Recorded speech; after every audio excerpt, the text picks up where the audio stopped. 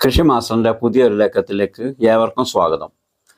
നാം അടുക്കള മുറ്റത്തും ടെറസിലുമൊക്കെ നട്ടു വളർത്തുന്ന പച്ചക്കറി ചെടികളെ ബാധിക്കുന്ന എല്ലാത്തരം രോഗങ്ങൾക്കും, പ്രത്യേകിച്ച് മുളകിലും വഴുതനയിലും തക്കാളിയിലും പയറിലും അതുപോലെ ചീരയിലുമൊക്കെയുള്ള കീടബാധക്ക് വളരെ ഉപകാരപ്രദമായ ഒരു ജൈവ കീടനാശിനി തയ്യാറാക്കുന്നതാണ് ഇന്നത്തെ വീഡിയോയിൽ നിങ്ങളുമായി ഞാൻ ഷെയർ ചെയ്യുന്നത്.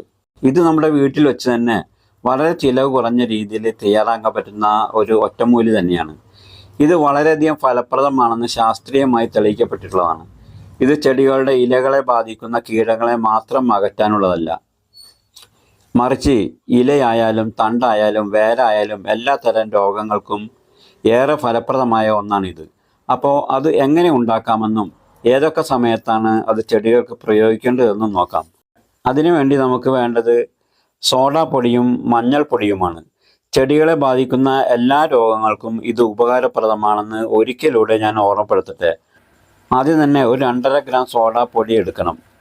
2.5 ഗ്രാം എടുക്കാൻ എളുപ്പമാണ്. നമ്മൾ കഫ് സിറപ്പൊക്കെ വാങ്ങിക്കുമ്പോൾ കിട്ടുന്ന അളവ് പാത്രമില്ലേ, അതിൽ 2.5 ഗ്രാം സോഡാപ്പൊടി എടുത്താൽ മതി.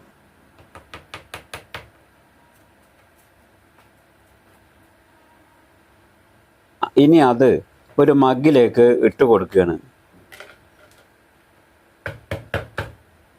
ഇതേ അനുപാതത്തിൽ തന്നെ മഞ്ഞൾപ്പൊടി കൂടെ എടുക്കണം. 2.5 ഗ്രാം തന്നെ മഞ്ഞൾപ്പൊടിയും മേടിച്ചിട്ടുണ്ട്. ഇപ്പോൾ അതും ഞാൻ മഗ്ഗിലേക്ക് ഇട്ട് കൊടുക്കുകയാണ്. ഇനി ഈ മഗ്ഗിലേക്ക് പകുതി വെള്ളമൊഴിച്ച് നല്ല പോലെ ഒന്ന് മിക്സ് ചെയ്യണം. ഈ മഗ് 1 ലിറ്റർ വെള്ളം കൊള്ളുന്ന മഗ്ഗാണ്. ഇനി അതിലേക്ക് നിറയെ വെള്ളം ഒഴിച്ച് ഒന്നുകൂടെ മിക്സ് ചെയ്തോളൂ. 1 ലിറ്റർ വെള്ളത്തിലേക്കുള്ള അനുപാതത്തിലാണ് നമ്മളിത് തയ്യാറാക്കിയത്. നിങ്ങൾക്കിത് കൂടുതലായി വേണമെങ്കിൽ അതനുസരിച്ചുള്ള റേഷ്യോ കണക്കാക്കി എടുത്താൽ മതി.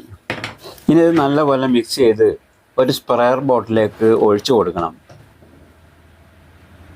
ബോട്ടിലേക്ക് ഒഴിക്കുന്നതോടുകൂടി ഒരു അരിപ്പയോ തുണിയോ മറ്റോ വെച്ച് ഒന്ന് അരിച്ചു കഴിഞ്ഞാൽ നമ്മുടെ സ്പ്രെയർ ബോട്ടിൽ കേടാവാതെ സൂക്ഷിക്കാൻ പറ്റും. ഇതിപ്പോൾ നമ്മൾ 2.5 ഗ്രാം സോഡാപ്പൊടിയും 2.5 ഗ്രാം മഞ്ഞൾപ്പൊടിയും കൂടി 1 ലിറ്റർ വെള്ളത്തിൽ മിക്സ് ചെയ്ത് തയ്യാറാക്കിയ ജൈവ മിശ്രിതമാണ്. ഇനി ഇത് ചെടികളുടെ ഇലയിലും തണ്ടിലും ഒക്കെ നല്ല പോലെ സ്പ്രേ ചെയ്ത് കൊടുക്കണം. ഇത് 2 ആഴ്ചയിൽ ഒരിക്കൽ വീതം രോഗങ്ങളൊന്നും വരാതിരിക്കാനായി നമുക്കിത് സ്പ്രേ ചെയ്ത് കൊടുക്കാം. ഇനി ചെടികൾക്ക് രോഗം വന്നതിന് ശേഷമാണ് നമ്മൾ ചെടികൾക്ക് ഇത് കൊടുക്കുന്നതെങ്കിൽ 2.5 + 2.5 എന്നത് ഡോസ് കുറച്ചുകൂടെ കൂട്ടേണ്ടതായി വരും. അതായത് 5 ml സോഡാപ്പൊടിയും 5 ml മഞ്ഞൾപ്പൊടിയും എടുത്തിട്ട് വേണം 1 ലിറ്റർ വെള്ളത്തിൽ തന്നെ തയ്യാറാക്കേണ്ടത്. മുമ്പത്തെ പോലെ തന്നെ നല്ലപോലെ മിക്സ് ചെയ്ത് രോഗം വന്ന ചെടികളുടെ ഇലയിലും തണ്ടിലും വേരിലും ചെടി നിൽക്കുന്ന മണ്ണിലുമൊക്കെ സ്പ്രേ ചെയ്ത് കൊടുത്താൽ ക്രമേണ കീടശല്യമെല്ലാം മാറിക്കിട്ടും. അതുപോലെ തന്നെ വിത്തുകൾ നടാനായി തയ്യാറാക്കുമ്പോൾ ഇതേ ലായനിയിൽ കുറച്ച് നേരം ഒന്ന് ഇട്ട് വെച്ചാൽ പെട്ടെന്ന് മുളച്ചു വരും.